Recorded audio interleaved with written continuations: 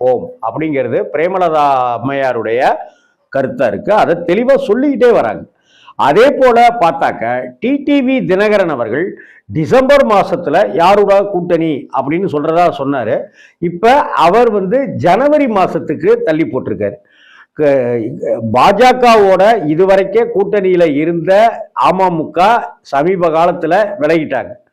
எடப்பாடி தான் முதல்வர் வேட்பாளர்னு அறிவிச்சாக்க நாங்க பாஜக கூட்டணியில் இடம்பெற மாட்டோம் அப்படின்னு அவங்க விலகிட்டாங்க.